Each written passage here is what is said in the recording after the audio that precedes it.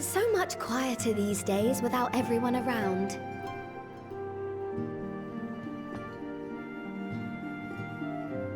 Not that I'm pining for your return, you understand. I have my sources, and I know that each and every one of you is doing well and keeping busy with your endeavors.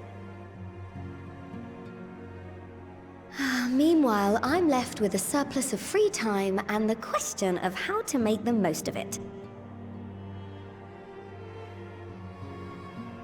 What about you? Any plans for the immediate future?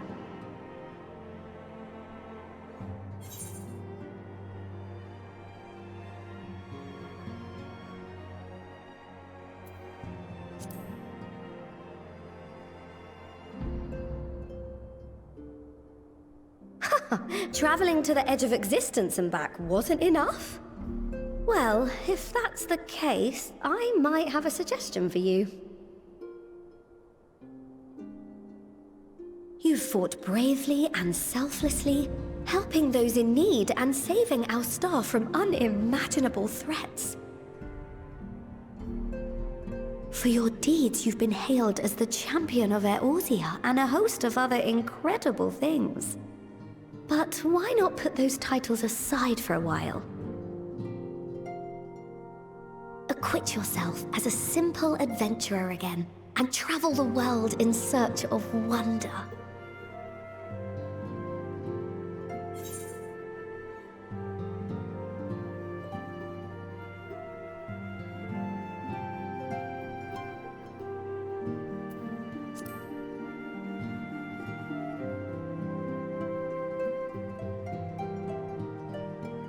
With so many exciting places to choose from, it's hard to narrow it down. But I believe I have the perfect destination in mind. Thavnair. That's where you should go next. I doubt you were able to squeeze in a proper tour of Radzat the last time you were there. What with the burning skies and rampaging monsters and so forth. And I'm sure Ritra would be pleased to see you. Then there's the bounty itself. The Empire's presence in the region was always a deterrent to exploration. So if you've a mind to sail that sea, now's your chance. Just think of all the new experiences you could have.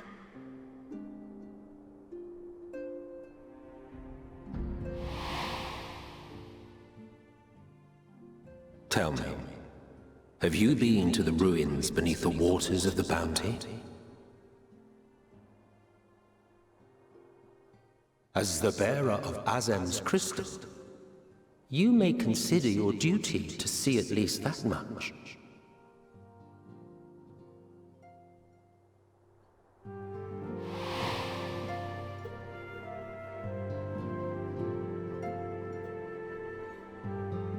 Oh, I know that look. That's an adventurer ready to take on the world. In anticipation of an occasion like this, I was planning to gift you a new set of traveling clothes, but it's, still a work in progress. Shouldn't take much longer now, though, so sit tight and I'll have the last few bits sewn up before you can finish another cup of tea.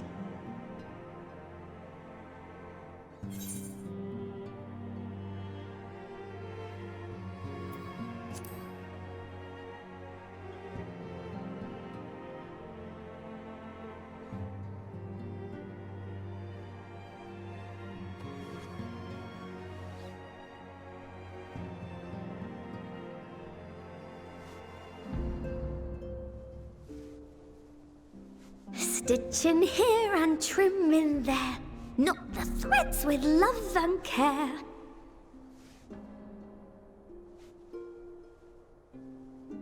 Just a little more to go. I'm sure you're still brimming with excitement. I am one with the needle. See how the fabric surrenders to my whims.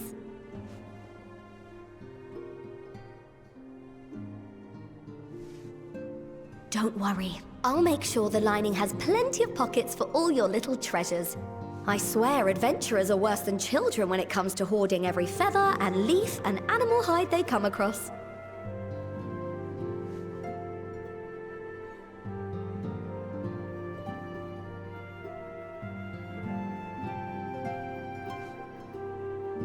Oh, we mustn't forget the waterproofing. Gods forbid you forget to disrobe before plunging into the sea, or a river, or a piping hot bath.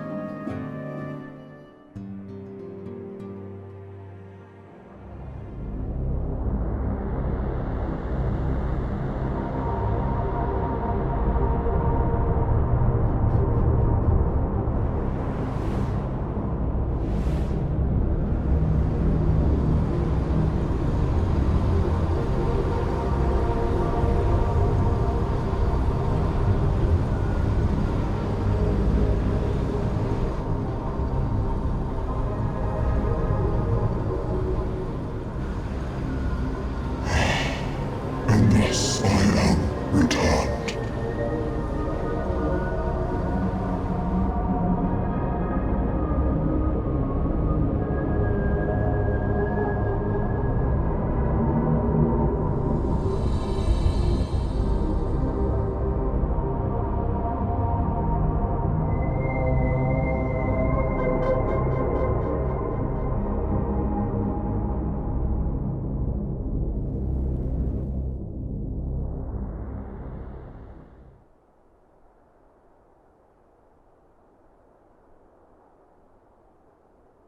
Ah, you're awake.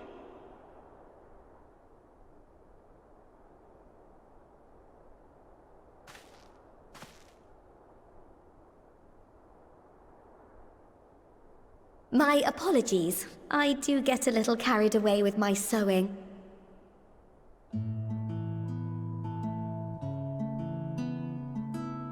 You seem awfully cheerful. Pleasant dream? Or are you just looking forward to the next chapter of your grand saga? Either way, I promise to provide you with new apparel, and so I shall. If you'll accompany me to the Diamond Forge, we can put the finishing touches on your outfit. Shall we?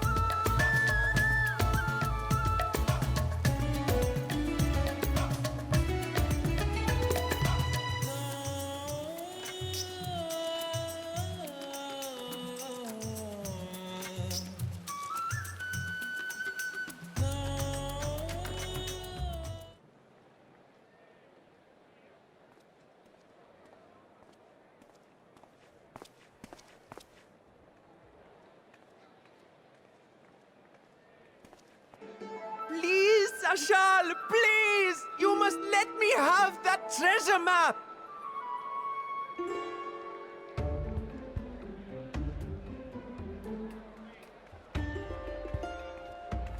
What's all this about? My mother and father were slaughtered by monsters. My baby sister, still too young to fend for herself. Can you spare us no kindness? So, you hope to find your fortune? And what? You expect me to surrender my wares for pity's sake? What have you to offer in payment?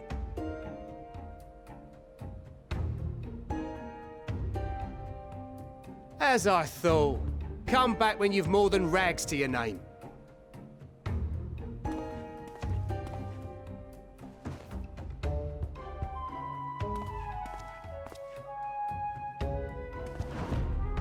This is no mere treasure map. It is a guide to the vaults of Arzadal III, one of the great satraps of Radzat Han, and a direct descendant of Alzadal Khan. A map to Alzadal's legacy? So he says. A fake, I'd wager. This is no fake. The parchment is marked with an arcane glyph of passage. You may find the ruins hidden in the bounty, but you won't be setting foot inside without this in your possession. A priceless artifact it is, discovered amongst the rubble in the aftermath of the final days, and lovingly restored by yours truly. This map is the key to fabulous riches, and I'll be the king of fools to simply give it away. Be glad I am no such king, boy. Your scrawny-eyed had never return with that treasure alive.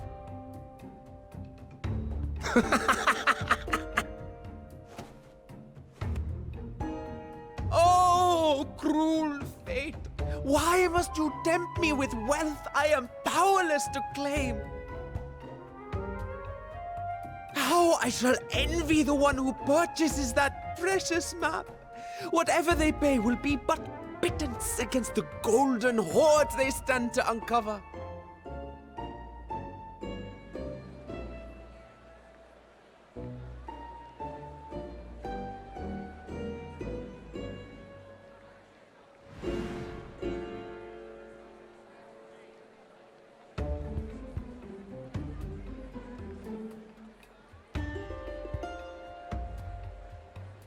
What of you, sir? Fighting man of your stature would surely relish the challenge of recovering Alzadal's lost fortune.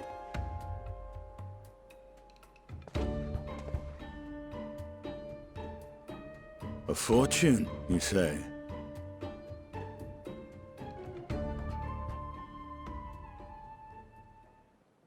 If I had but the strength to seize that treasure, my starving sister would never want for food.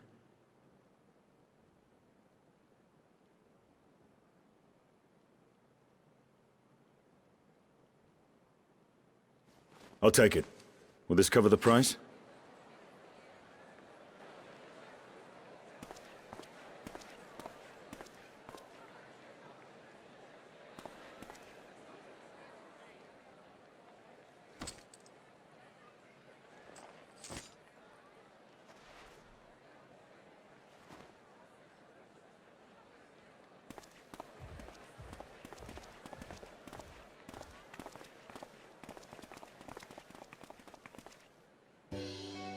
Well met, my friend.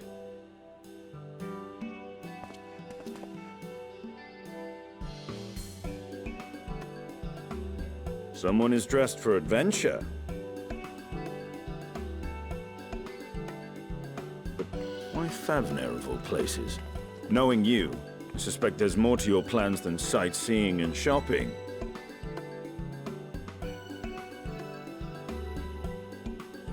Ruins beneath the bounty. Curious. And here I've acquired a map to just such a site.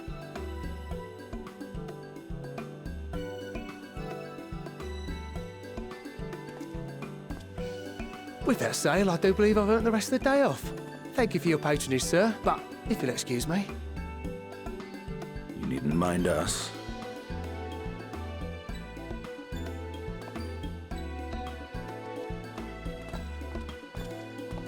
And now I've fleeced one of the heroes of the final days. Pray the sisters were looking elsewhere.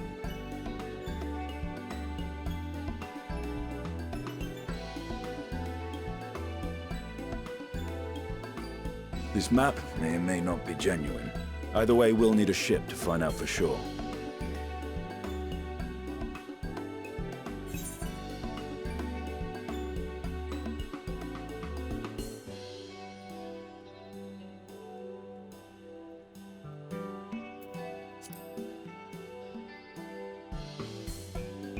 Lest you misunderstand, I seek the treasure not for myself.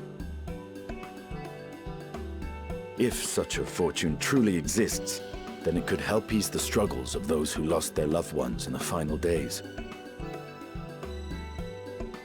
I hope to do for Thavnir what you and Alphino did for the Alamegans when you recovered the Mad King's trove.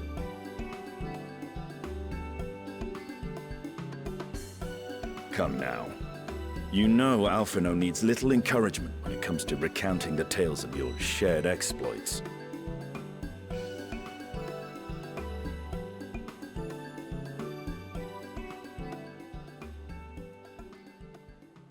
Speaking of precocious lads, that boy in the bazaar was clearly an accomplice of the merchant. Suppose his role was to draw the attention of the crowd and add weight to the merchant's bold claims. Transparent act for the most part. It was not all mummery. The need to provide for his sister rang true enough.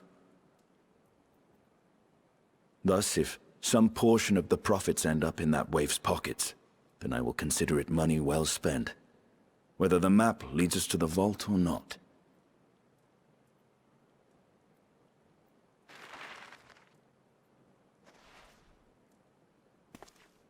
You are coming along, yes?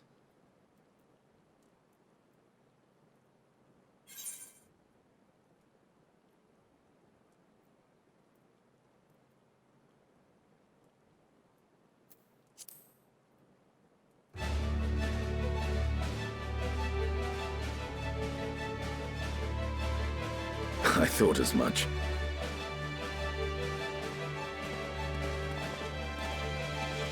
Now, let's see about securing a vessel.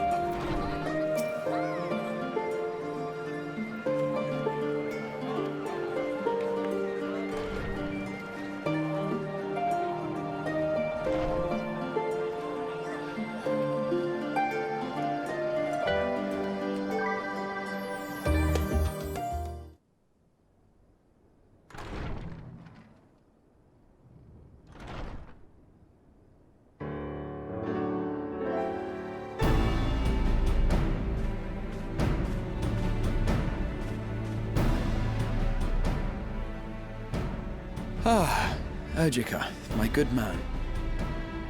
Would you be so kind as to... Oh, isn't this a pleasant surprise? I wish you had sent word ahead. I thought I was having visions for a moment there.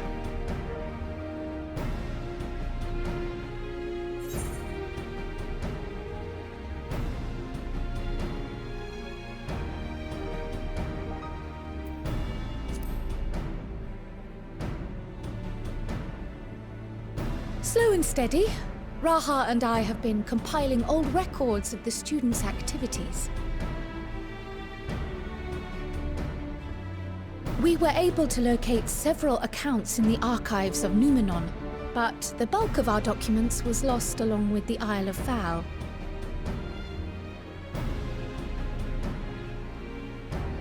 But what brings you to the Annex, my friend? Surely you haven't come all this way just to watch us shuffle dusty papers around?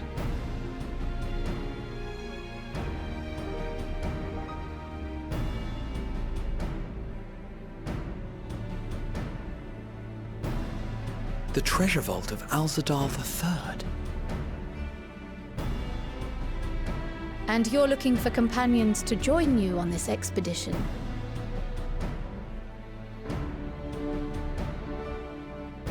I would dearly love to accompany you, of course, but I'm afraid I'm committed to another task. On the subject of which, I had hoped to ask for your assistance.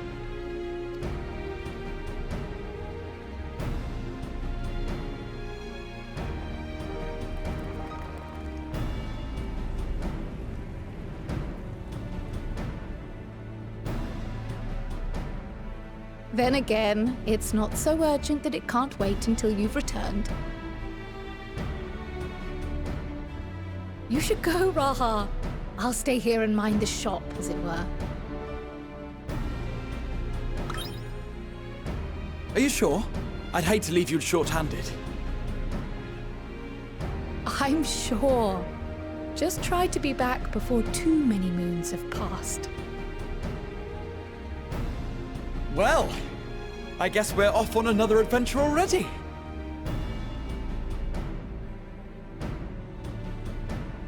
Have you asked anyone else to come along? Then might I suggest we invite Stola?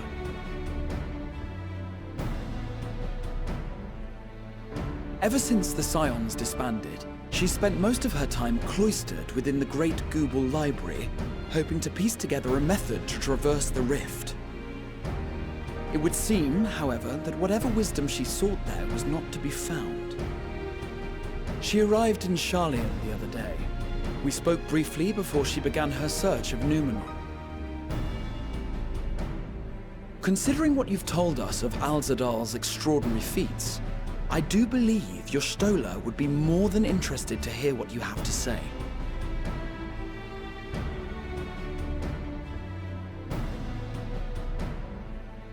Splendid!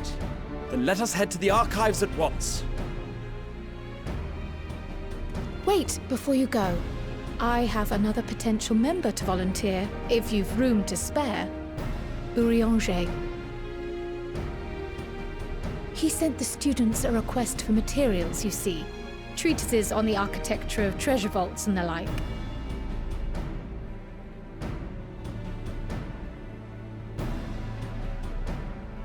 From what I can gather, the Loporrits are looking to make improvements to their own creation and wish to learn more about how we build things down here. So, why not take Urianger with you? Let him study Alzadal's legacy firsthand. None can deny the benefit of seeing something with your own eyes. If our expedition leader has no objections, I say we extend Urianger an invitation once we've spoken with Stola.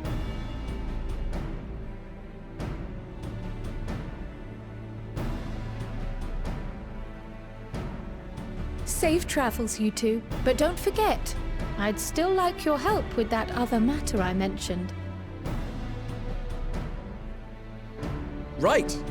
Then it's off to the library.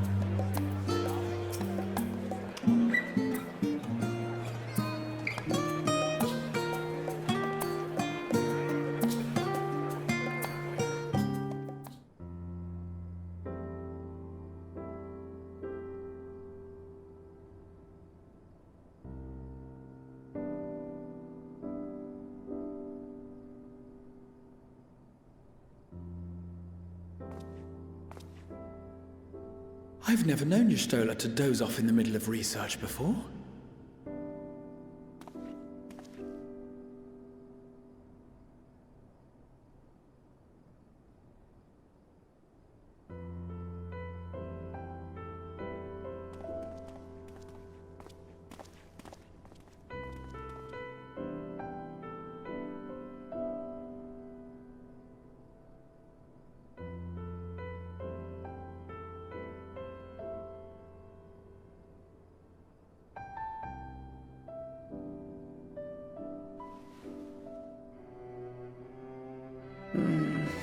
Close my eyes for one moment.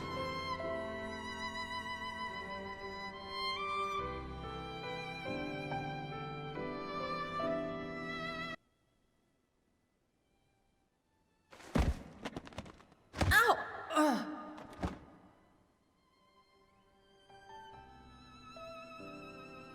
How long have you two been here?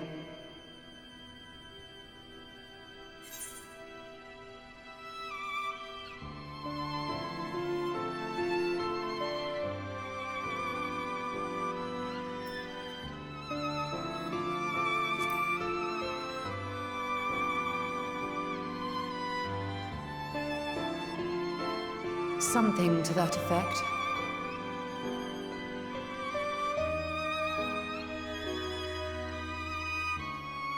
I must have been studying for 2-3 days straight before exhaustion finally claimed me.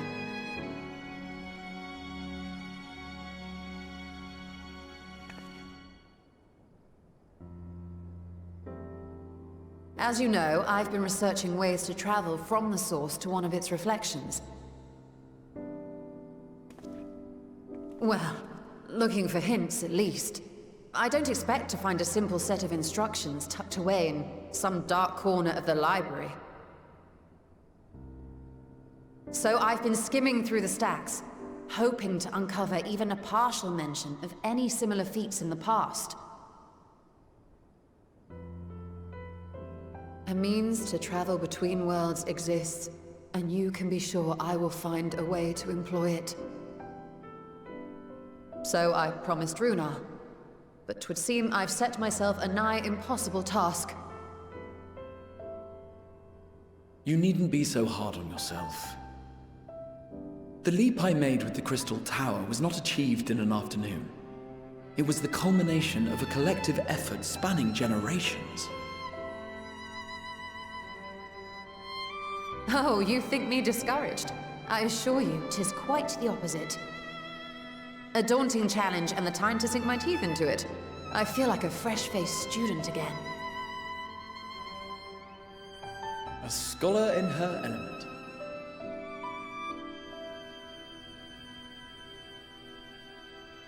Indeed. Was there something else you wished to ask of me?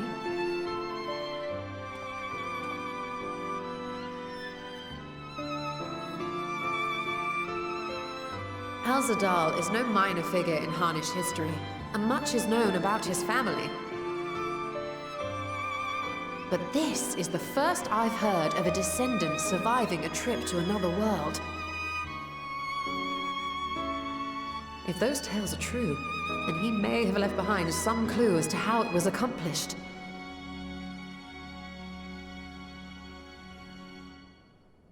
An invitation to delve into one of the world's lingering mysteries. As if I could refuse. And whence do we embark upon this expedition? Achiali, by ship. But before that, we thought to extend an invitation to Urianger as well. He was in Thalmazane, last we heard. Then by all means, let us recruit him, and be on our way.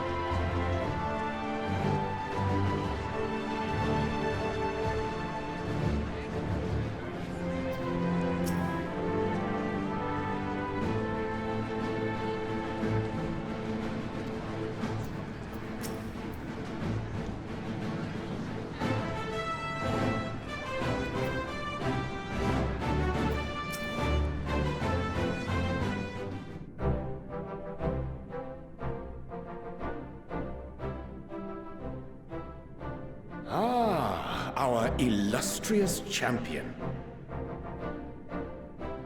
Cloaked in the mantle of the common explorer, fame set aside in thy pursuit of simple adventure. I am told a new expedition is in the offing.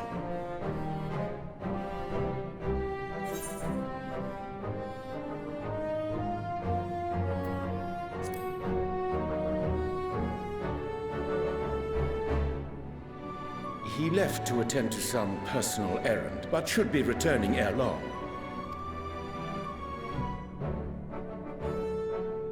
You've been keeping yourself busy, I trust? True to our plan, Thancred and I embarked upon a pilgrimage of sorts, with an eye for gauging the state of those lands through which we passed. Our travels were interrupted, however, by a request for aid from our befurred lunar allies. As you may recall, the Loporrits had been seeking new purpose for the moon, another role through which it might serve to benefit mankind. The Forum hath been working to advise them in this endeavor, but I return to offer mine own counsel. And this has what to do with treasure vaults, exactly? Ah, you have learned of my predicament from Mistress Cryle. I know not whence they acquired such knowledge, but the Loporrits now stand convinced that adventurers delight in treasure hunts.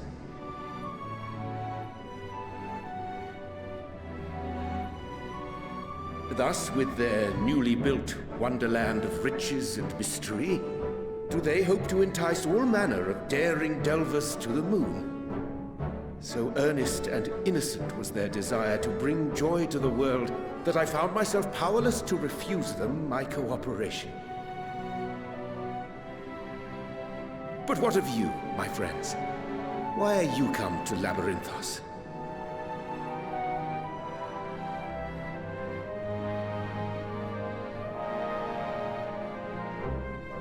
fascinating. This is indeed a most fortuitous opportunity. I should be honored to accept thine invitation.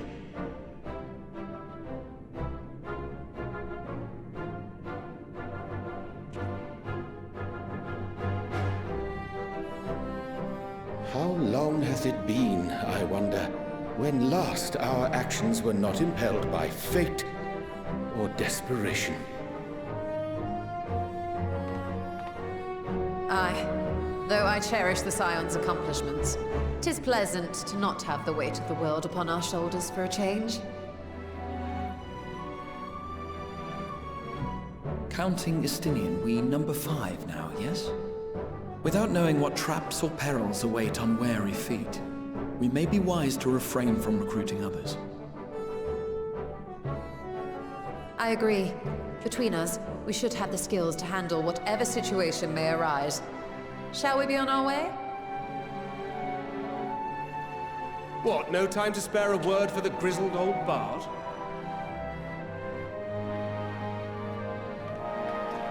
All is well, I trust?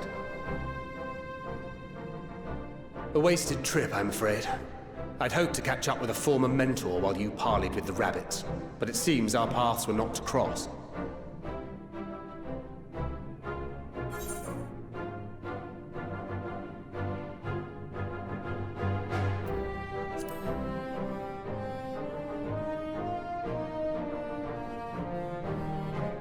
Having an astrologian beside you on the road is surprisingly convenient.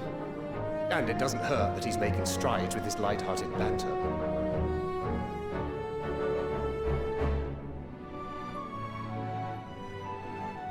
In any case, as we made our way around Ilzabard, we saw that much of the continent was in various stages of chaos. A certain amount of disorder is to be expected. The final days are over, and the people no longer have a common threat binding them together. That's the thing with these fledgling troubles, eh? You need to keep an eye out, lest they mature into full-grown headaches. So, for what reason have so many esteemed personages seemed fit to gather?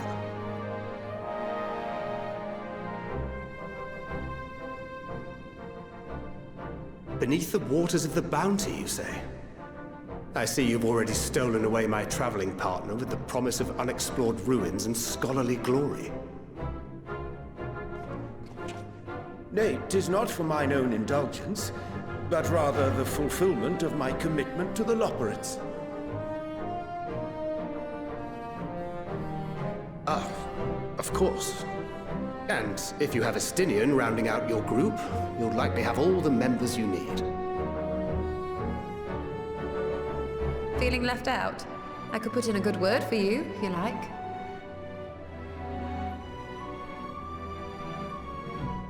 We may have been released from our obligations, but I'll never be free of that merciless wit of yours, will I? In all seriousness, 'tis best I sit this one out. Too many former scions consorting with one another might be seen as a cause for concern in certain quarters. I'll return to my usual reconnaissance and scout out the situation in the Far East. Feel free to share if you come across any interesting revelations.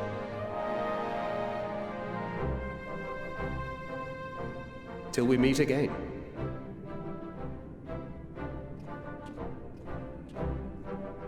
Shall we also hasten our departure? Sir Estinian will wonder what hath become of us.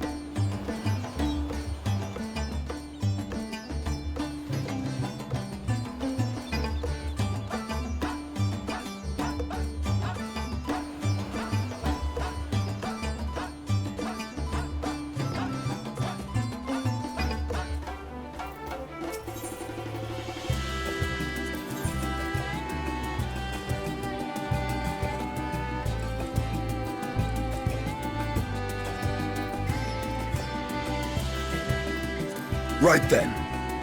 Victory will be ours! Right then.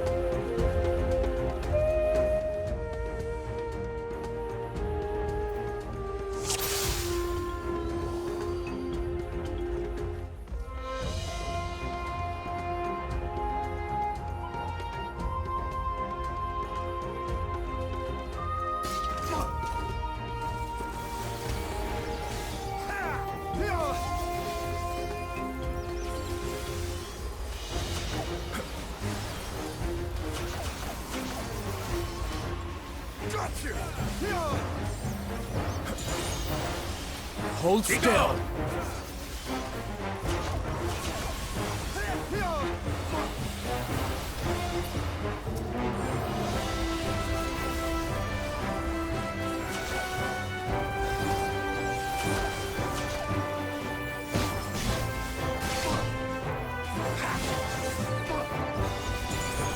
Make ready!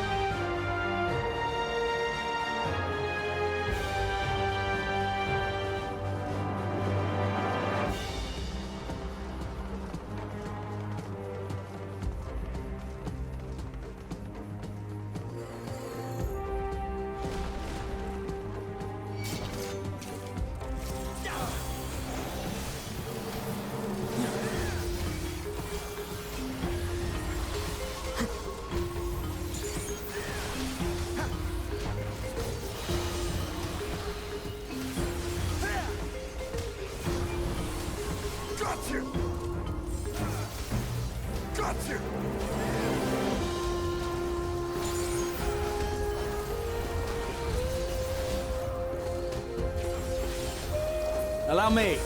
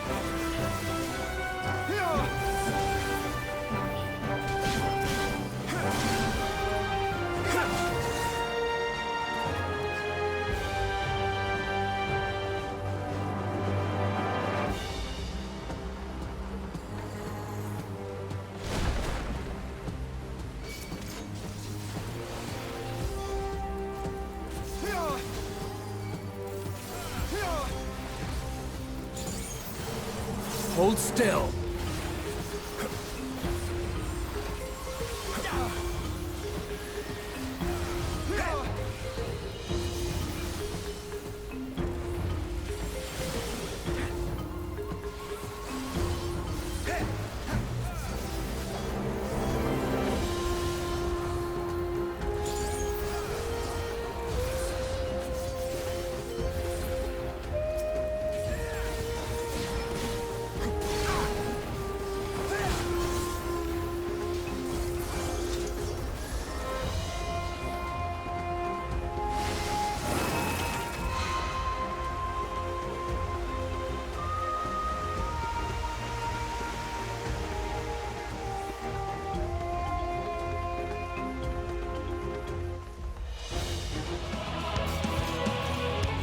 Got you!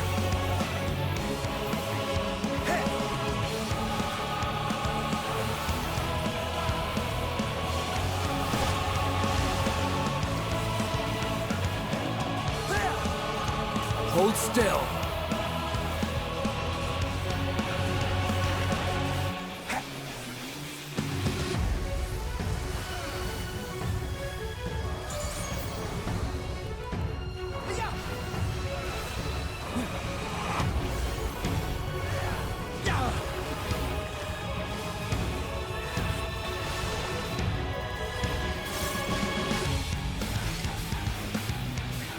Something special for you.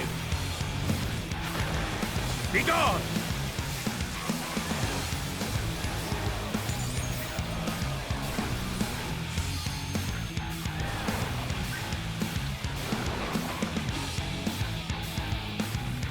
You underestimate me!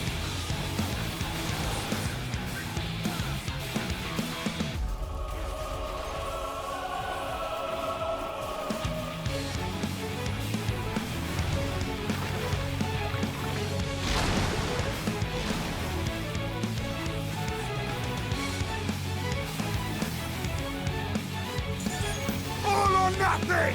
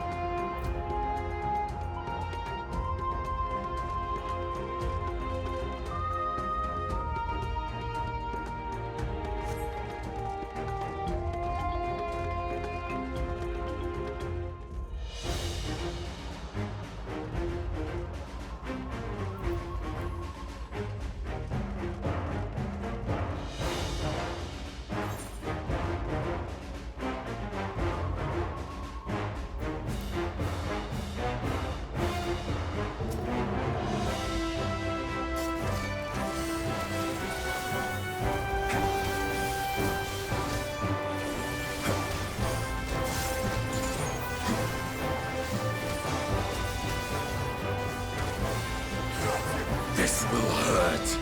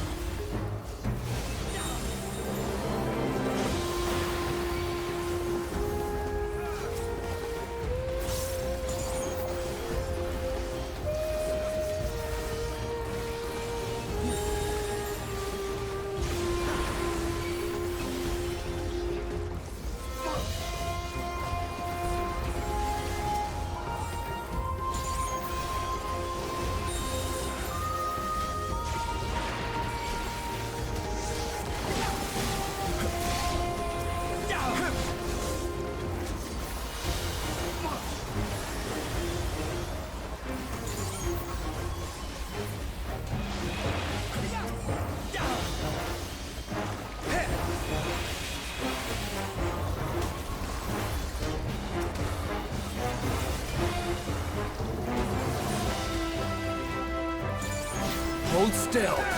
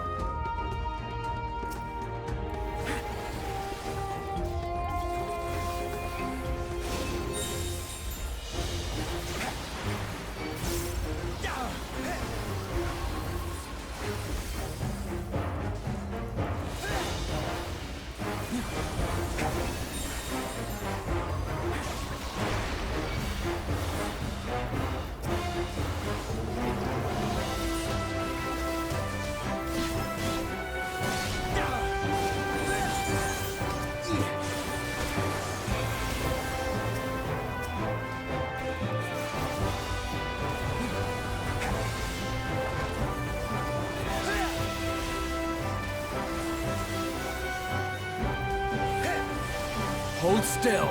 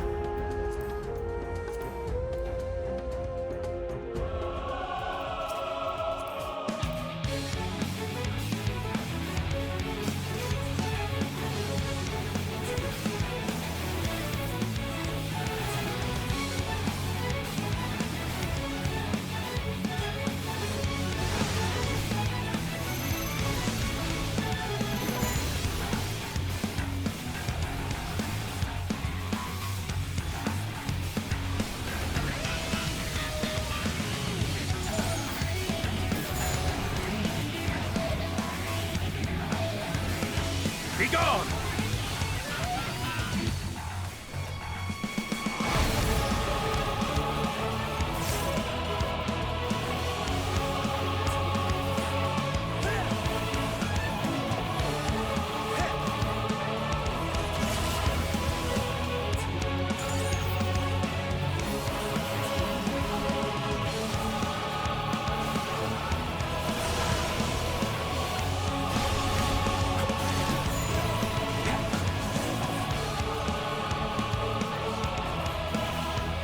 Together we shall overcome this.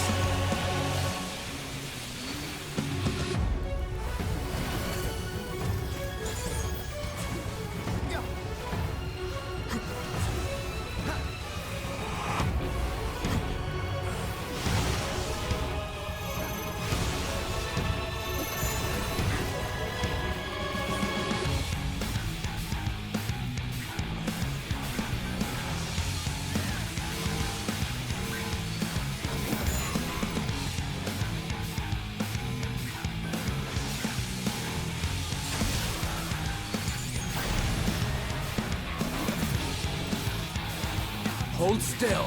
This will hurt.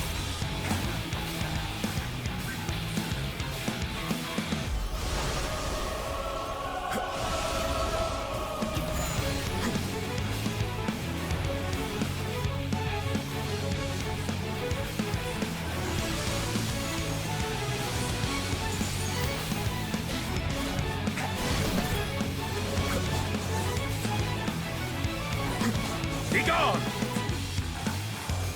Hold still.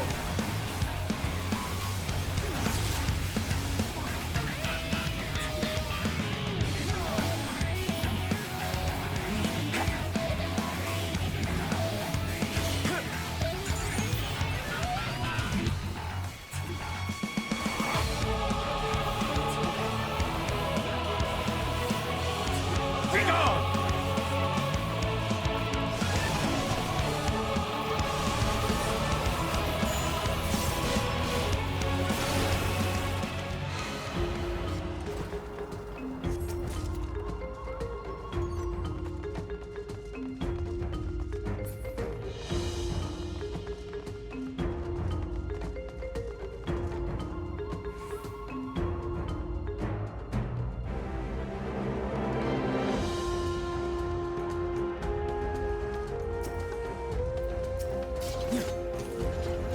Together we shall overcome this.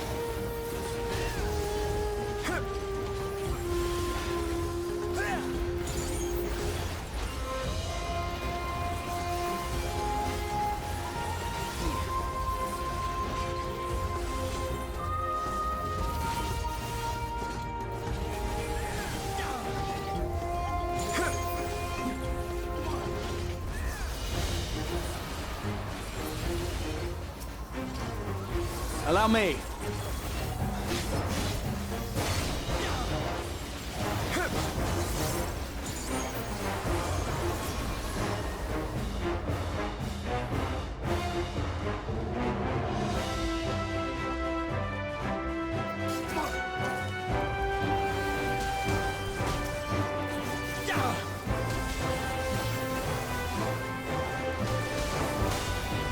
Hold still.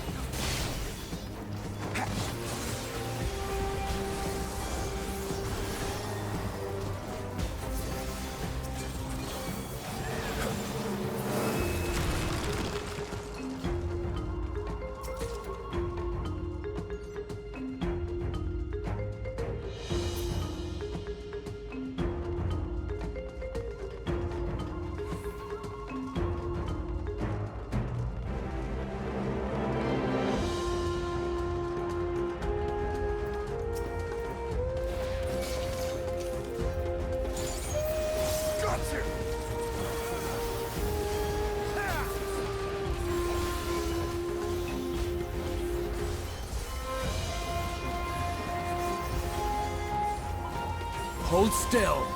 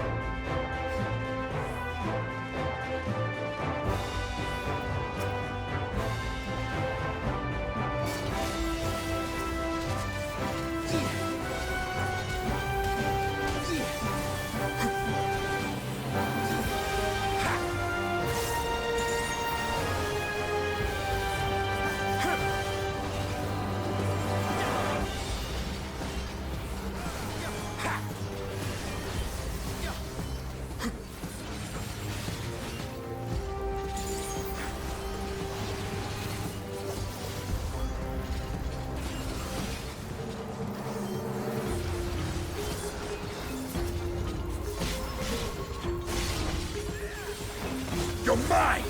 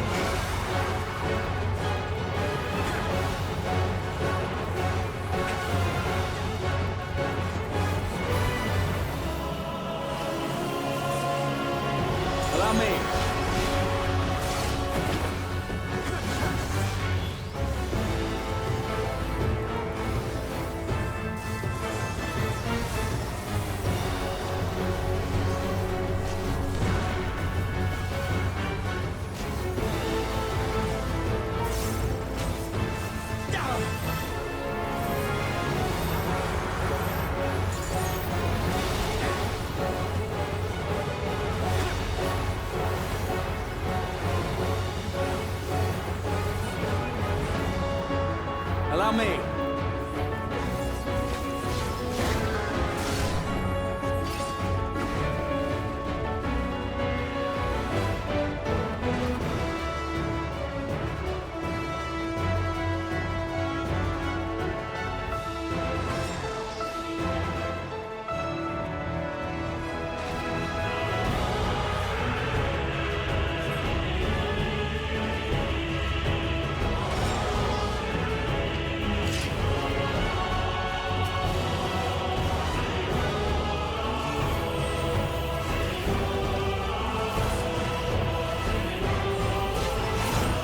Allow me.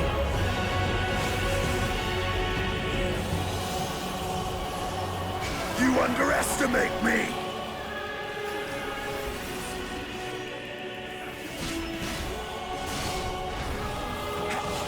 Hold still.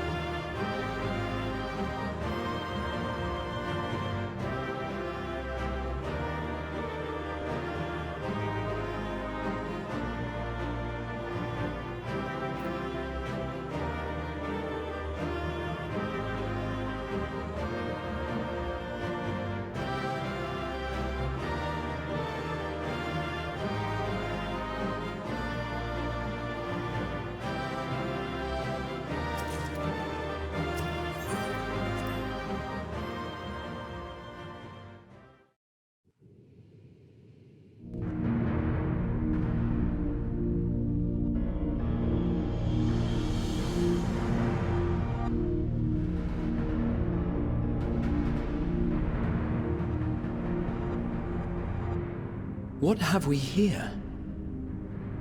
'Tis not unlike a Hunnish alchemical furnace in design. Well, there is one way we might find out.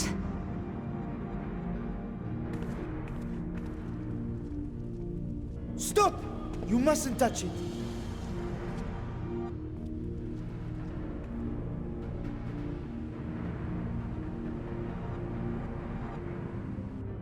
Vritra!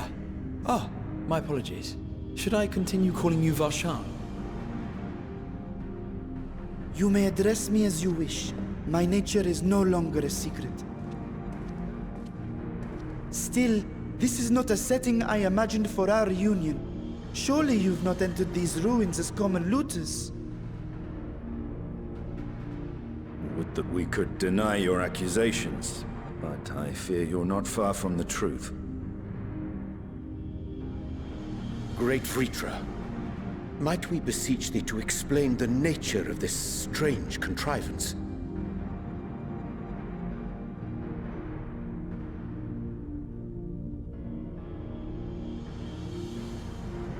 It was crafted by our alchemists at my behest, for the purpose of sealing something away.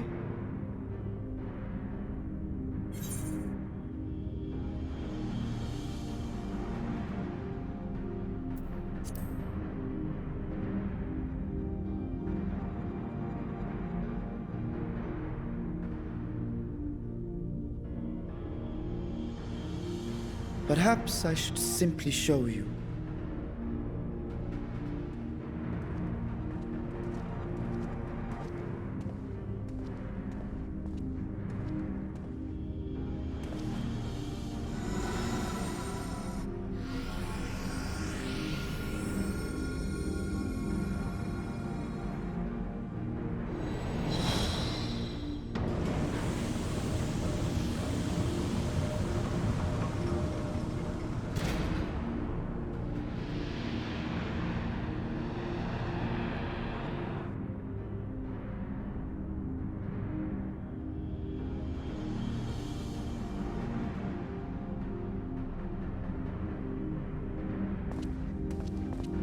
I have lifted the seal, if only for the moment, by an authority only I possess.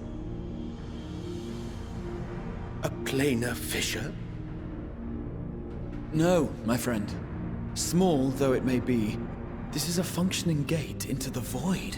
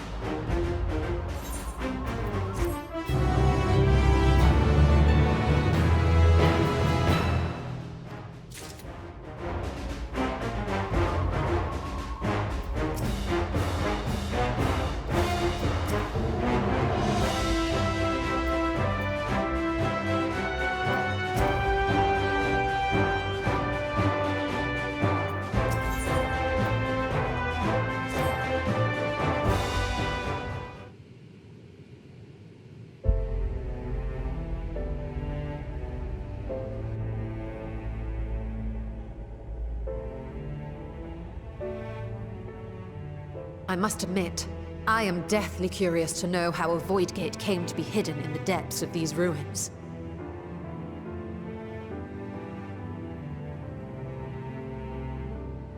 To tell that tale We must first peer far to the south, and even further into memory.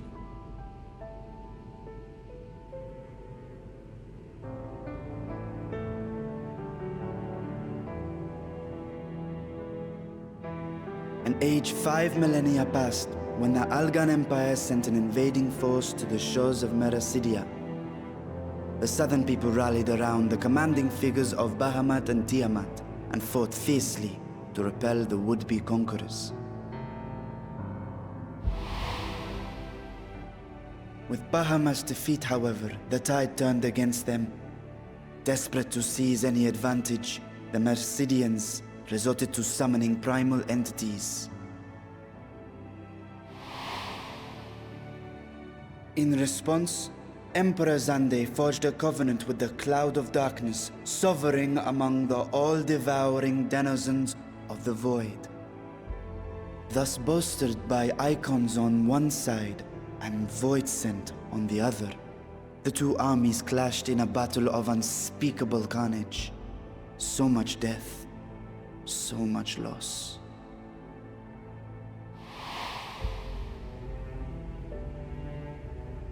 I consider myself well versed in that period of history, yet you speak as one who witnessed it happen.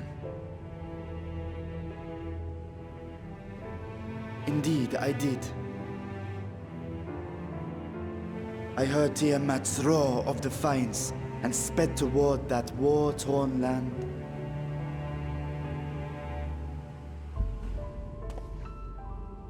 Along with my sibling, Ashdaya.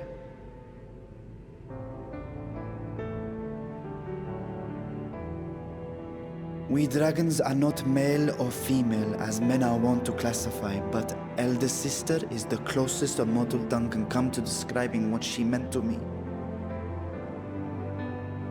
I was the last of our brood to hatch, and Ashdaya cared for me where my sire could not. Thus I was with her when Tiamat roared. I was with her when she journeyed south, and I was with her when she fought against the Void-sent hordes.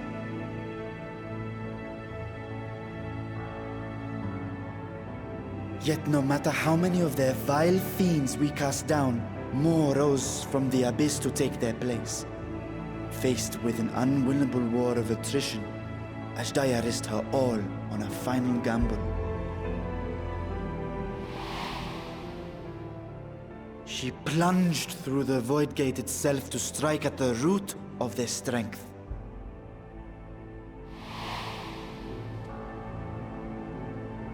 I tried to follow in her wake, determined to lend what aid I could. But even as I came upon Alag's glittering tower, I saw the rift close behind her. And Ashdaya has been lost to us ever since. I find I must retract my earlier claim of historical knowledge. Nowhere in the Crystal Tower's archives did I see mention of such noble sacrifice. That does not surprise me. To Allagan eyes, it must have seemed as if a lone dragon, driven to madness, simply dove through the gate and did not return. For my part, I spent long years searching for the means to reunite with Ashdaya. Until I could search no more. Until Alag was dust, and the art to open a void gate large enough to accommodate a dragon forever lost. Yet you have the beginnings of a gate right here, under the control of a harnessed device. My discovery came before Radzat Han was founded. Though I scoured the lands for a method to cross the rift, it was beneath the sea that I chanced to find a natural planar fissure. It was, however, far too narrow to admit a worm's bulk. Only after our city rose upon the rock, and I could enlist the aid of our talented alchemists, did matters take a favorable turn. Their dedication was beyond reproach. Tirelessly they worked to expand the fissure, and after decades of toil, it finally grew to a size that a child might pass through.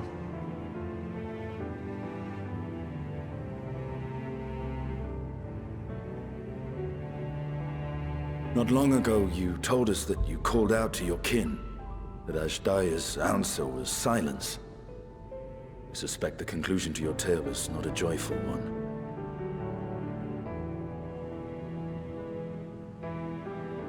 With hope in my heart, I used a simulacrum to cross the threshold. But no, I did not find her. What I found was a host of Voidsent, clamoring around the opening they had sensed. 'Twas but a moment, but enough. I had no choice but to retreat and allow the portal to contract once more. The gate was a threat to your people. You had to decide between endangering Razat Khan and abandoning your sister. You chose the latter. 'Twas not that thy siblings scorned thy call. 'Twas that she was trapped beyond a barrier through which neither roar nor dragon may pass. Even now, in the desolate world of the 13th. I can scarce imagine your pain, yet it was wise not to linger in that place. Too long a sojourn, and even a being of your power risks being warped into a creature of the void. You've seen this phenomenon before, when we stepped into the darkness.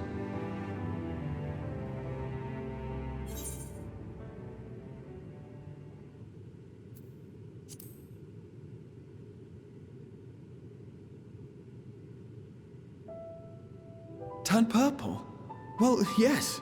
His wounds had allowed the void's corruption to enter his body and twist his ether. Had it been allowed to progress much longer, I presume he would have been fully transformed. Then there is little hope for Ashdaya. Ah, no. I hadn't meant to. I speak only of possibilities. The scales of the First Brood are extraordinarily resistant to ethereal fluctuations. They are the protective talisman's core components after all, and even the corruption I described would struggle to overcome. Of course. With the warding scale in one's possession, one could conceivably survive a stay in the 13th without being warped by its energies.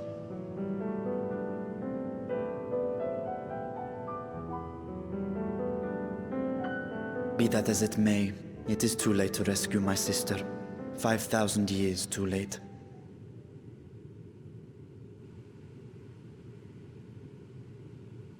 And now countless others look to me for guidance and protection.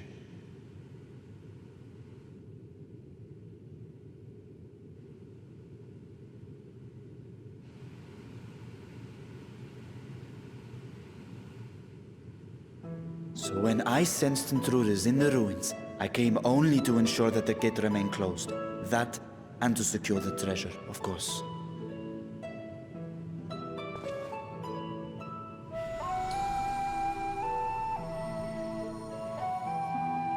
I wish only to forget the rest.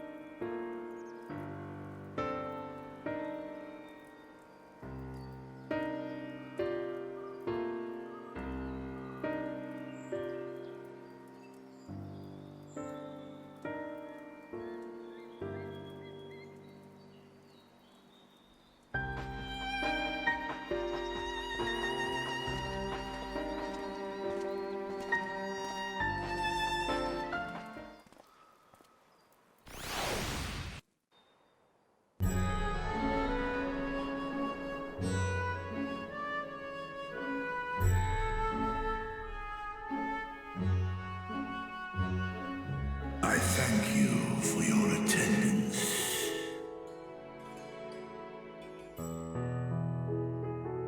The riches the Radiant Host have retrieved were hoarded in Al-Zadal's name. A fortune I set aside for a future day of need. And lo, that day hath come. May it aid our wounded city in reclaiming its vibrancy and vigor. In better times, I would leave such a task to our capable Ahawan. God's rest his soul. Finding myself bereft of his counsel in the here and now, I will assume the responsibilities of mine office directly. Firstly, the treasure shall be sold for more convenient currency. Thence, invested into the trading port of Yedlamad. Our merchants must have their operations restored, their ships rebuilt. Commerce must flow once more. None was spared the tragedy of the final days. Of this, I am well aware. But an absence was created by the loss of Karazal's consortium. And by filling it, we provide new means for our fishermen, our artisans, and others to bring their wares to distant markets.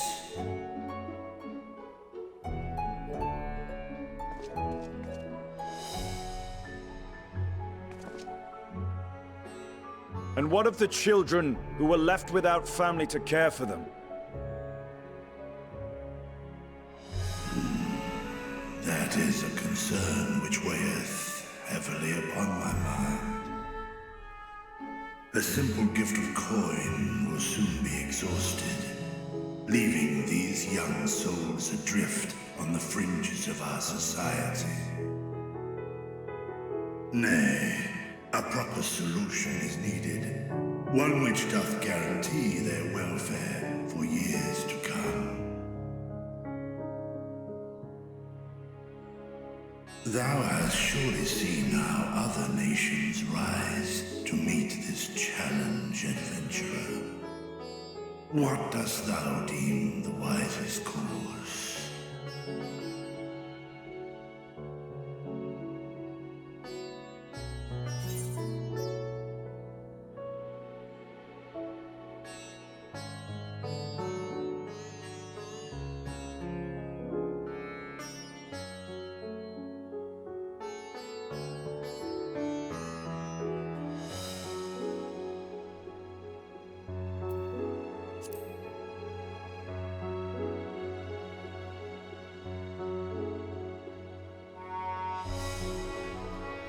Of course, we can draw on trading profits to build a new institution.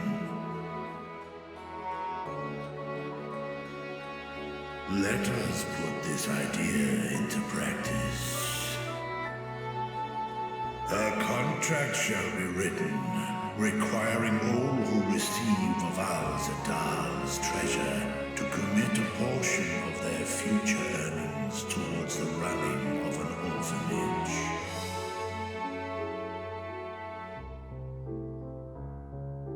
Now, such an influential policy is deserving of a worthy name.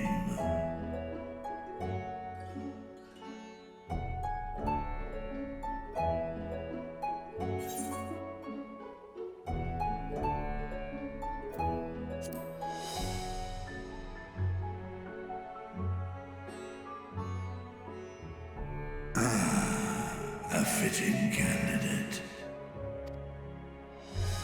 Karazal should be remembered, not as the blasphemy which terrorized Thavne, but as a hard-working and generous man who brought much wealth to our shores. Do any among you object to this proposition? Many here lost loved ones to the beasts. In that time of strife, any one of us could have broken. Any one of us may have been taken by despair. When I think of Kalzal, I feel no hatred. Only a stinging regret that we could not save him as well. Isn't that right, men?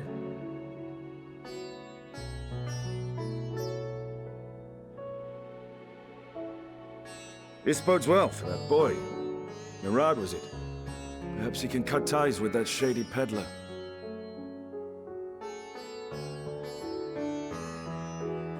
Then let it be done.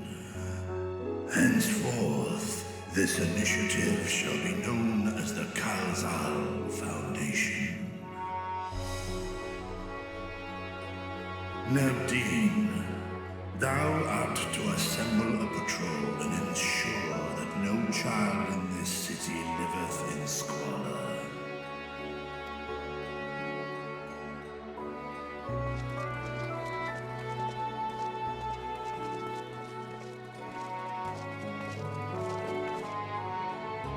Clerks, see to the management of our funds and make haste. Our citizens must not suffer a day more than is necessary.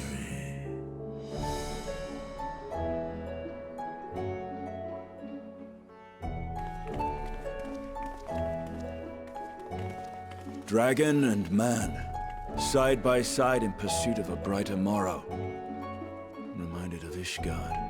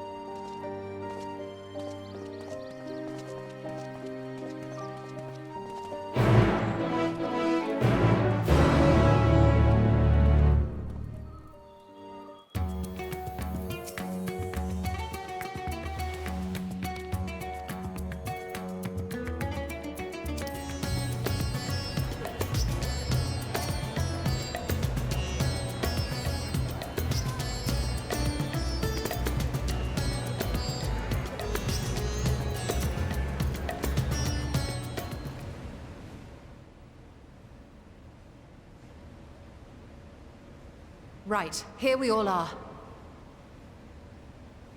You discovered something new. I took a closer look at that device.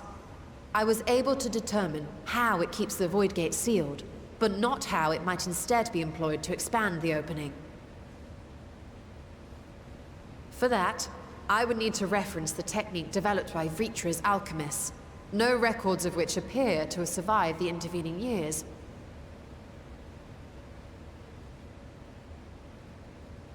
We know this, so why have you sent for us? Have you learned aught of value or not?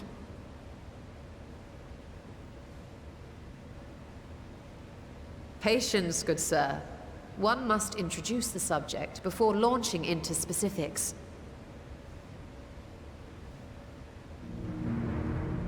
From what we understand, travel between worlds is accomplished by passing through the nebulous rift which exists between them. Picture, if you will, the moment you were called to the first.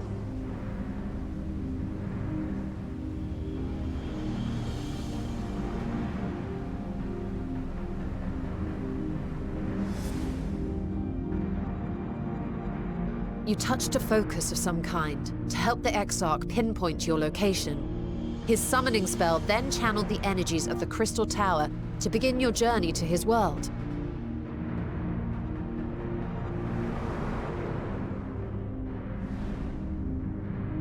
The magics tore a hole in the wall separating source and shard, and cast you into the intervening nothingness.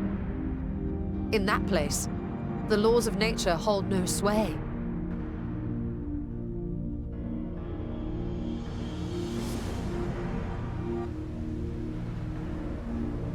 Yet even through this realm of temporal and spatial instability, you were borne safely to your destination in the first. The feat that guided you across such an unimaginable distance, both physical and metaphorical, was nothing short of a miracle.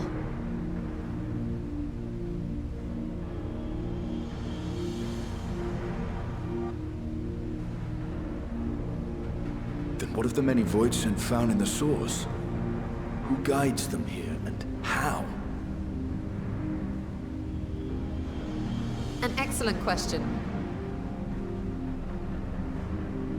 Though there are several methods by which the Void's denizens might intrude upon our world, the rituals of summoning are the most typical. For example, let us consider the Gargoyle, a creature of middling power.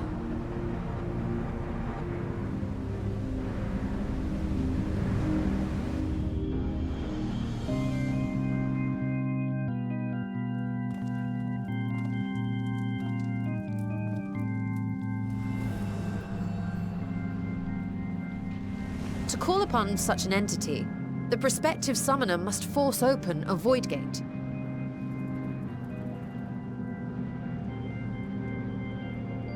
The portal lasts but a moment and is relatively small, allowing only an imp or other lesser being to squeeze through with their physical body intact.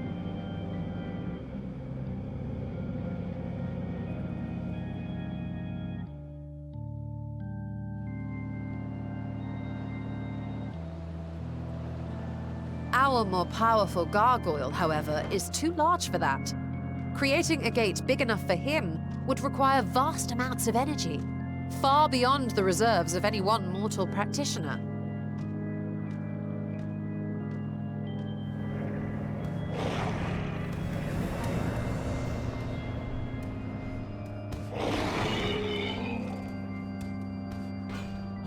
Instead, 'tis far more common to bring over only the entity's soul. We had a taste of that ourselves when a certain Exarch dragged us to the first.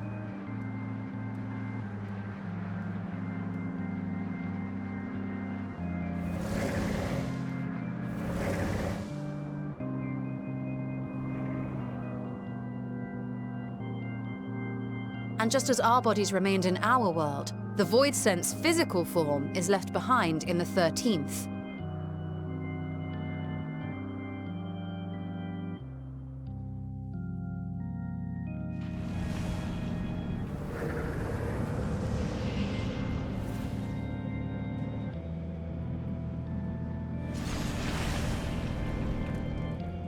Once at its destination, the summoned soul is granted a temporary shell to inhabit. In the gargoyle's case, a stone effigy has proven a suitable vessel.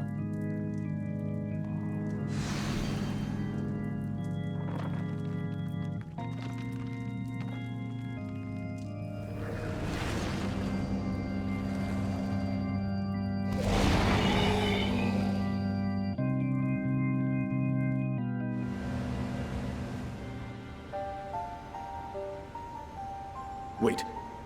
You said that Voidsent must be called here deliberately by someone in the source, reeled in like a fisherman with his catch. Exactly. For a being to navigate the chaos of the rift, with or without form, there must needs be a guiding agent on the other side.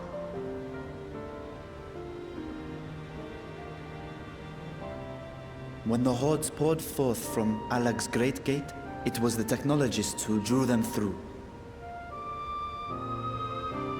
Though to my knowledge, planar fissures are in essence natural passages between our world and the void, which require no such guidance to traverse. Why is only the boundary between the Source and the 13th so fragile? So much so that it often tears open of its own accord. I believe solving that mystery is key to understanding travel between the Source and its reflections. And how do you intend to get your answers? No. The danger is too great.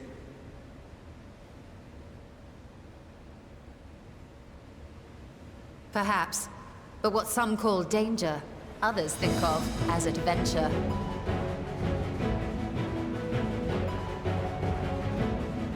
Were you not listening to my tale? Never mind that the means to expand the gate has been lost to the ages. Even could you force the portal wide enough, you would be greeted by an army of murderous horrors the very instant you step through.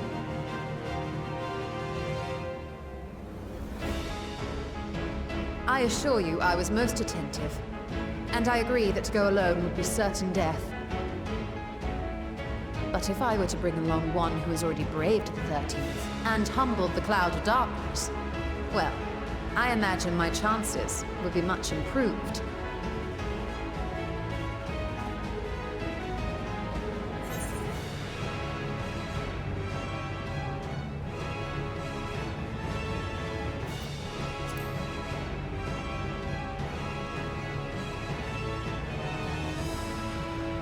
I had a feeling you might say that.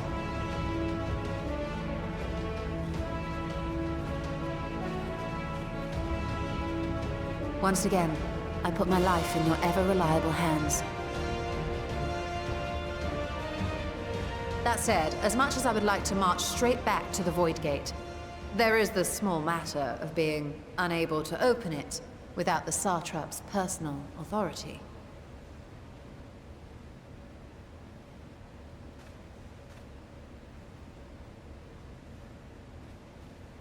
As I've said before, I will grant you and yours any boon you choose to name, provided it does not endanger my people.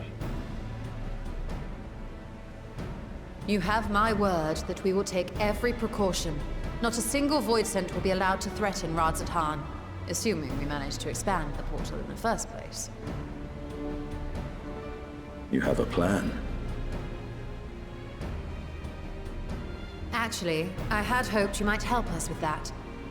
I presume the alchemists you retained supplied you with some explanation of their methodology. That they did. House Daimir was overseeing the project. Daimir. Ah, yes. The family associated with the great work.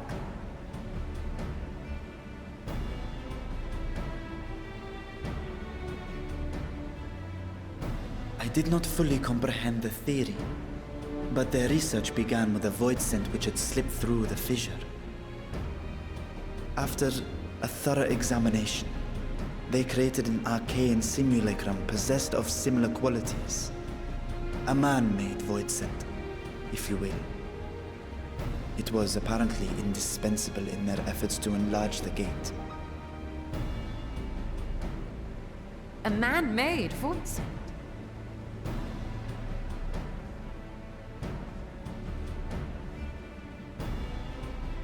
Yes. Being great admirers of the Archons, House Daimir submitted detailed notes to Charlene's official committee.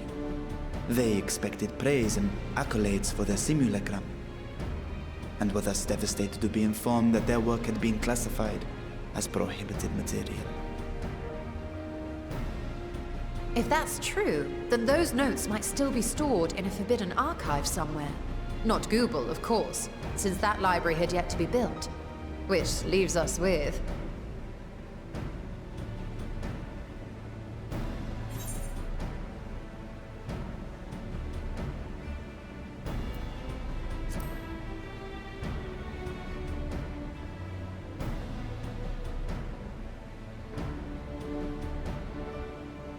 Indeed. Numenon's restricted stacks may very well hold a copy. In which case, I say we head directly to Charlian.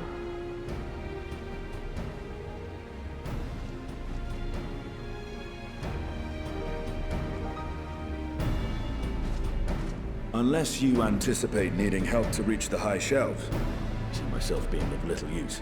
Go on ahead. I still need to find Mirad and tell him about the Khalzal Foundation.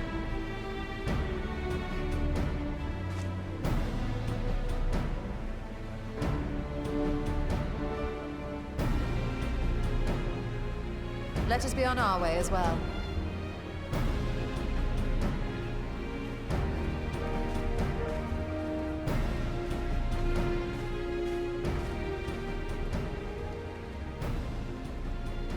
They are resolved to venture into the void. Do I sit idly by?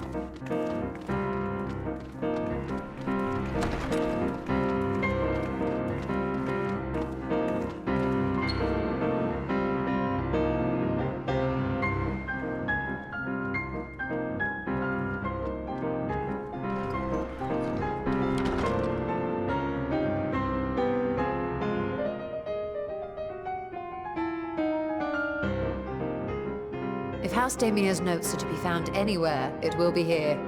Let us begin.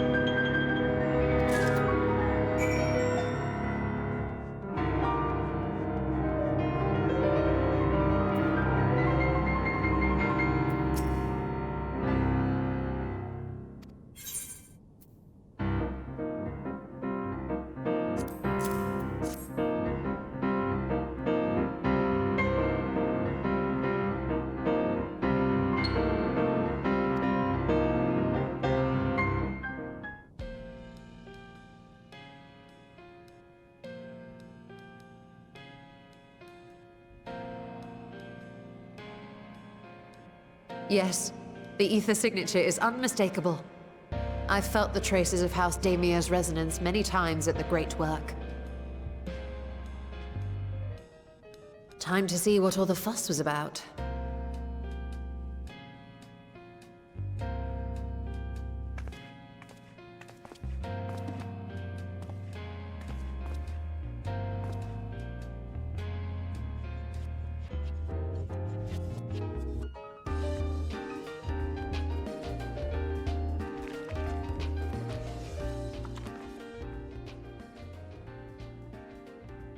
Among the ranks of the Void Sent, there exist entities with the power to call forth their brethren from beyond. The species known as Atomos, however, is uniquely prodigious in this regard. From its distended maw, it can expel an endless procession of void-born creatures, a talent which sorely tested the Radiant Host in its battles against these abominations.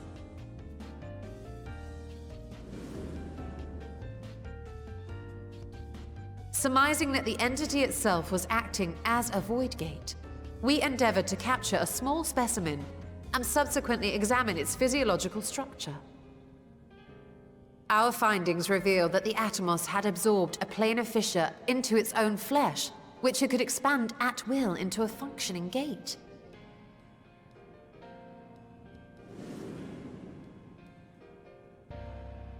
Upon further analysis, we identified an ethereal wave pattern emitted during this process. A pattern we were able to emulate by passing crystal-stored ether through a specially designed prism. We proceeded to embed said prism into an arcane simulacrum, thus completing what we have dubbed our artificial Atomos.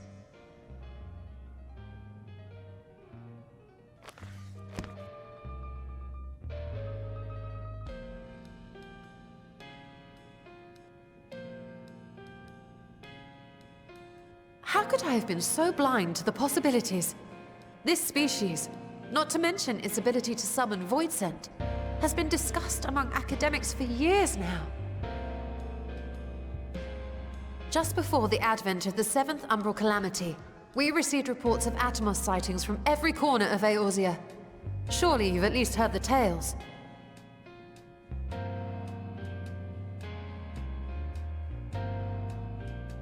And still, House Daemir went and built a mock Atomos of their very own. I'm not surprised the Archons consigned their work to a restricted archive.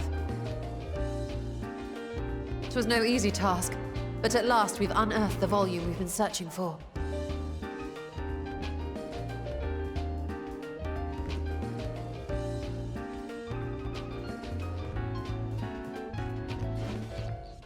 I'd be lying if I said I wasn't tempted to stay longer. See what other forbidden titles might be lurking on these shelves. Ah, but that would be abusing the very special privilege we've been granted now, wouldn't it? Better not.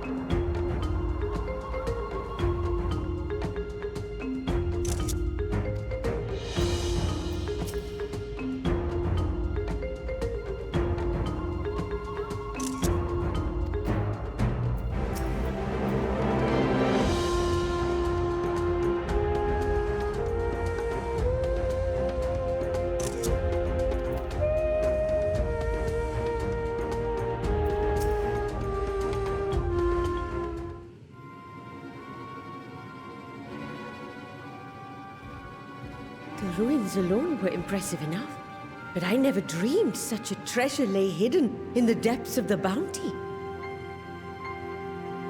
It may have been helpful to know this device existed, Your Excellency. My apologies. The gate was a secret I shared with none but my closest advisors. I feared for what might happen should those with ill intentions learn of its existence.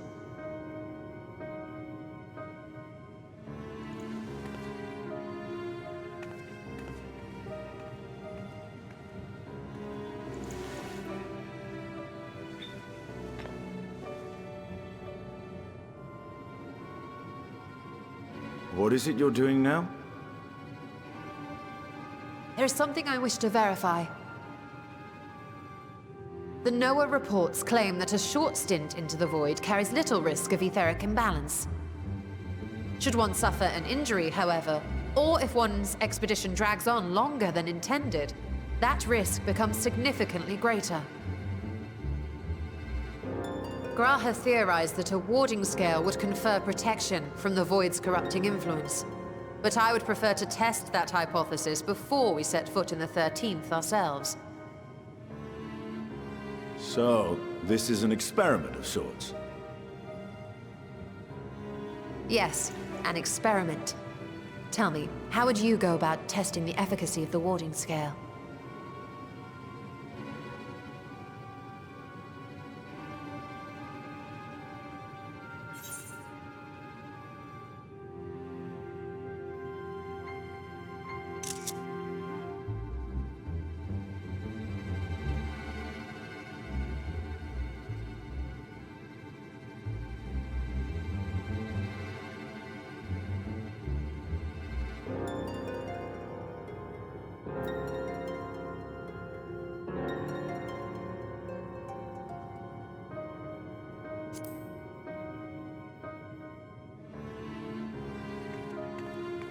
Very good. I see you've been paying attention. As Vritra sent his simulacrum, so too shall we rely on a familiar to bear the brunt of any unpleasant consequences.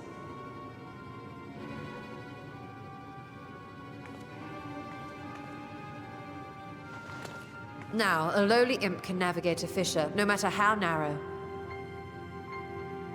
Which means an arcane entity of similar stature should be able to manage the same. I hadn't wanted it to come to this, but no other familiars will do, I'm afraid.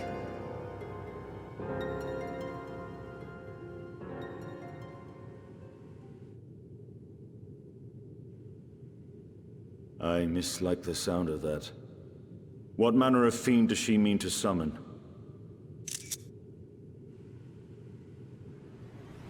From ocean rise and cloudbank form, from mountain spring and rainfall storm, from river flow and life be born.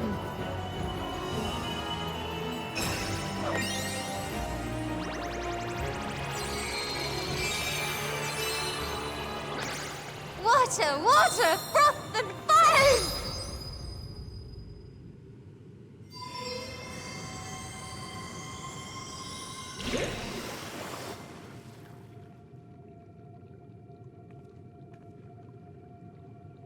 Ready your arms. I fear she's been possessed. Oh, come now. That was adorable.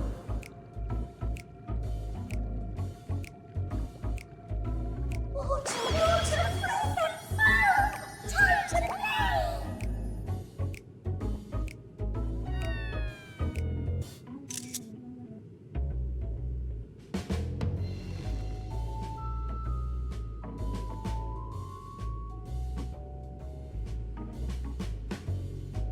Though not my first choice. These familiars I conceived of as a child have the best chance of fitting through the gate. I only wish my younger self had considered a more dignified ending to the creation ritual.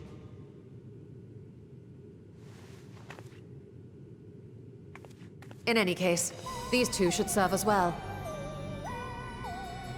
This one will bear a warding scale.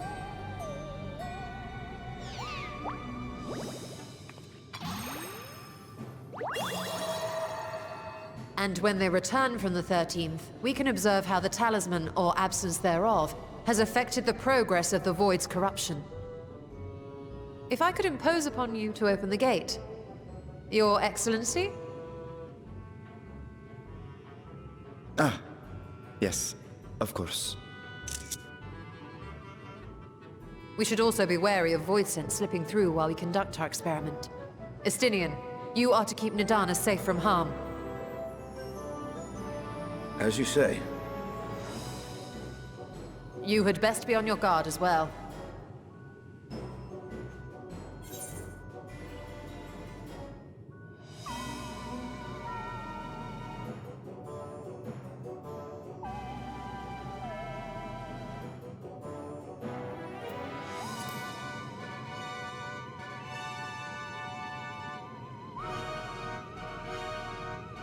Oh, are you volunteering to join the Nixies? I could shrink you down, you know.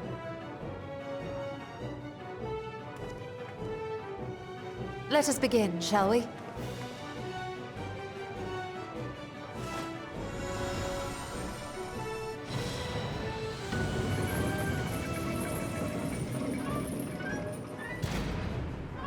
Nixies, into the void.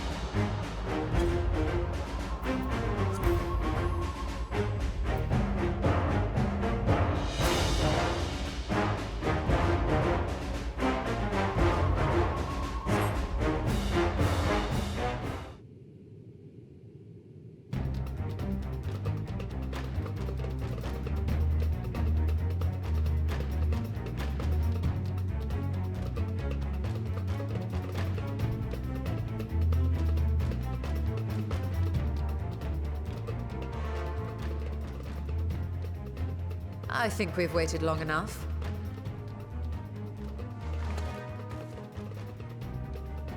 Nixies, return to my side.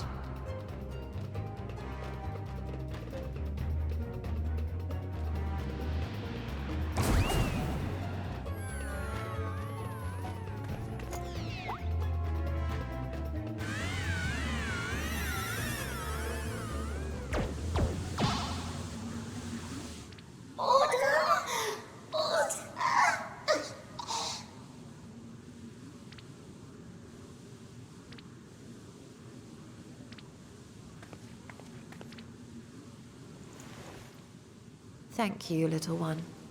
You did well.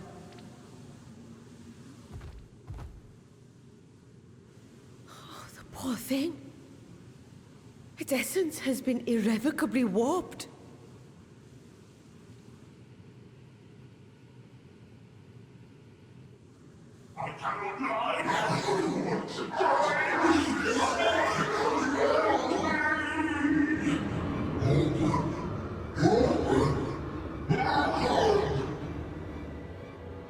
We're out of time. I must reseal the void gate.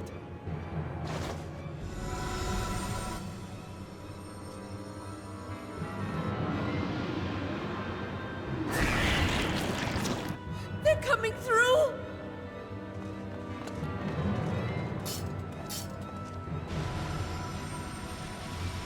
In the name of Alzadal III, I bar this door unto the void.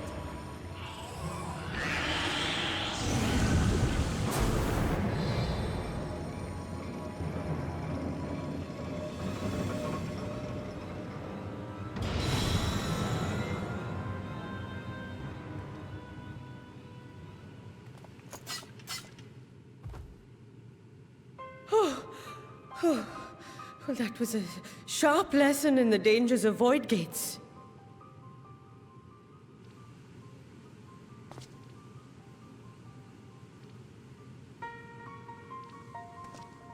And what of our experiment? I'd say the results speak for themselves.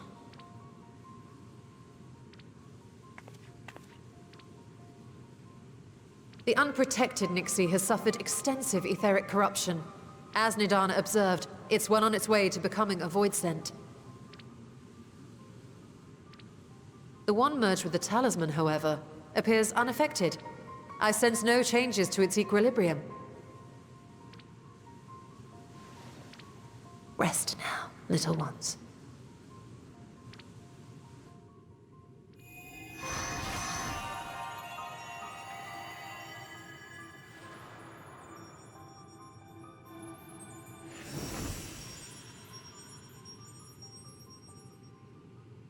Graha's theory was correct, then. So it would seem. But while our second familiar was untouched by void energies, the talisman itself shows signs of degradation. It was, of course, originally designed to shield the soul from primal tempering. It stands to reason that etheric corruption of a different sort would affect it differently. We may need to modify the warding scale's design to account for the 13th's uniquely unstable ether. You've said much of the Void's instability, but my imagination fails me. What manner of place is this broken world? Ah, my apologies. I forget that not all of us spend our days sequestered in dusty archives. The 13th is a reflection of the source that was drowned in a flood of darkness. In Emmett Selk's own words, this tragedy was a result of the Ascians' attempts to force a rejoining. They erred in their haste, and made of that world a useless void.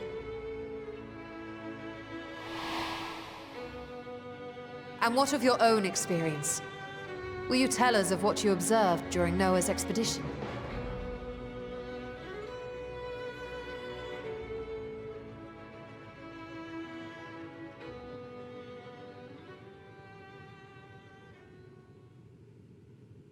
I can picture it now.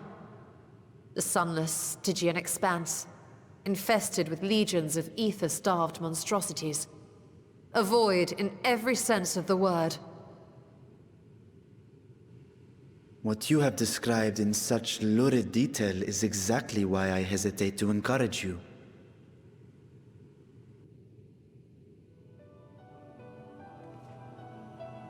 Worry not, great Vritra. Our journey into the 13th is but the first leg of a longer voyage. A voyage that shall lead us to other reflections, to new mysteries and discoveries. And I mean to be there every step of the way.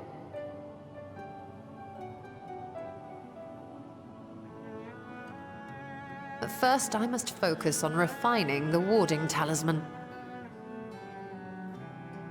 Then I can begin work on constructing an artificial Atomos. Or I could, if I had the relevant manuals to hand. Might I be so bold as to request access to the Satrap's family archives?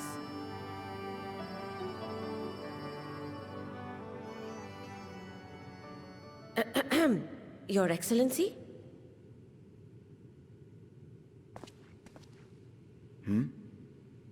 Oh, yes. That can be arranged. I will speak to my officials upon our return.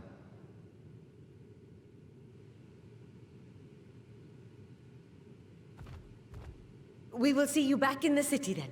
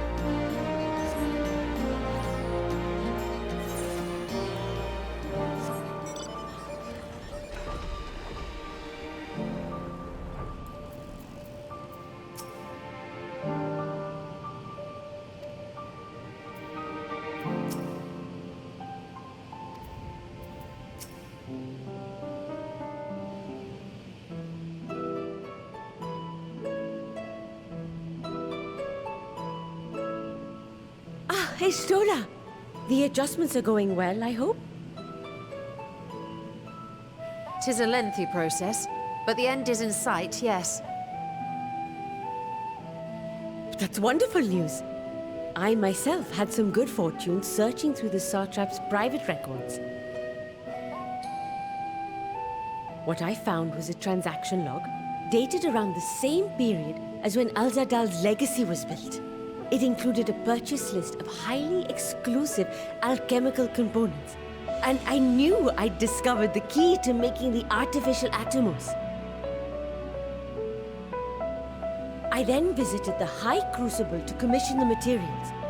After I'd explained my requirements, I was beset by volunteers insisting I allow them to help with the entire project.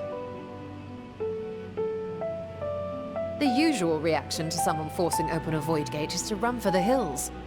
Harnish academics certainly are a different breed. The alchemists of old were cut from a similar cloth. The unknown held no fear for them. Indeed, they were ever eager to seek new knowledge, regardless of the danger. And were you not also fearless? Heedless even, in your determination?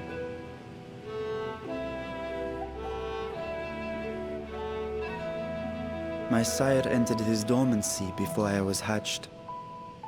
And so it was Ashdaya who kept my eggs safe and warm. It created a bond between us. Even long after I learned to fend for myself, I rarely strayed from her side. She was my guardian, my sister, my dear companion. And not a single day passes that I do not mourn her absence. No matter how deep the darkness, I would not surrender my search. I promised myself the time would come when we would once more take to the skies together. But I am satrap now. The Radiant Host is here to serve, Your Excellency. Nabdeen, what is this about? Sir Estinian told us of your predicament. For centuries you have protected Rads at Han, never showing your true self, hiding behind a curtain and living only in service to the people. Your dedication meant more to us than your deceit, and so did we accept you as our rightful ruler. After all that you have sacrificed for this nation, did you imagine we would begrudge you your heart's desire? We survived the final days.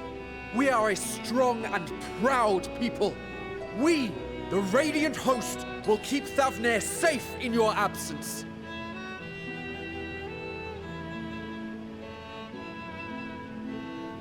I am grateful for your loyalty and for your encouragement. And yet... Now you listen to me, Varshan!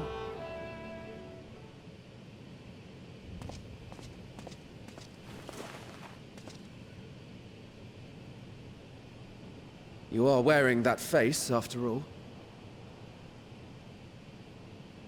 As I have told you before, you are a little brother to us all.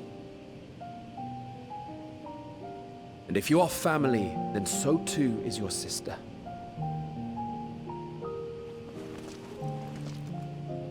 We are there for you if you need us. But do not ask us to sit by and watch while you abandon a sibling you have ached to rescue for millennia.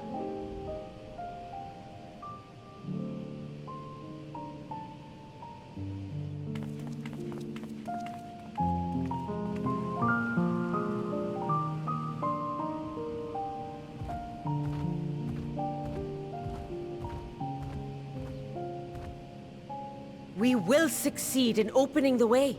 It is only a matter of time. All you need do is prepare to step through to the other side.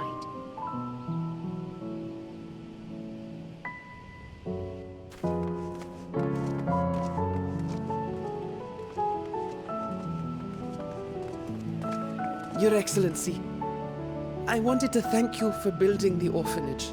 It means so much that my sister and I will have a place to be together, safe and happy. And I hope that you and your sister can be together again too.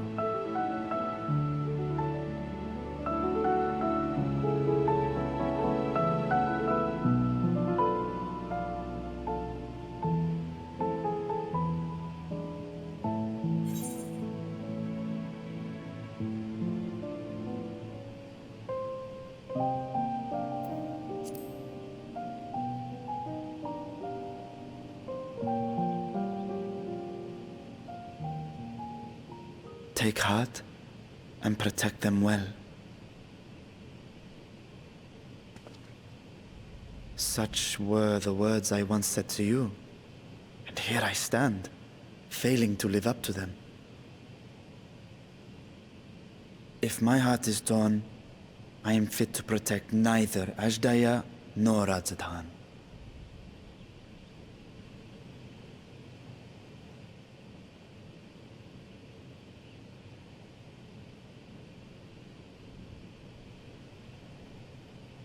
My people, I have come to a decision. Vashan will depart Thavne for a time. My dragon self will remain in the palace, but only to conduct the satrap's most essential duties. While I am focused on controlling this vessel, there may be matters that escape my attention. I rely on you, my trusted friends, to watch over one another until I return.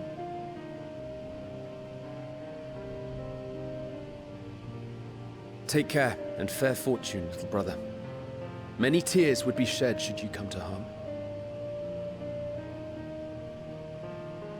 I would not dare make you cry.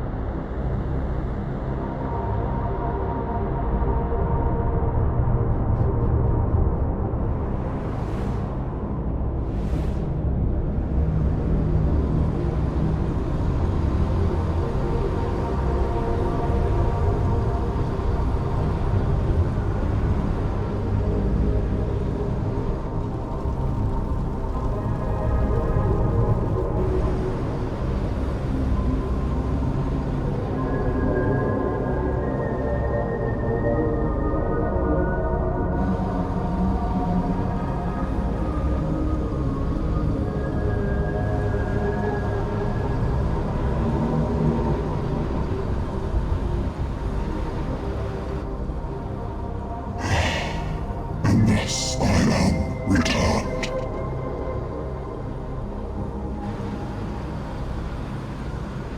To this world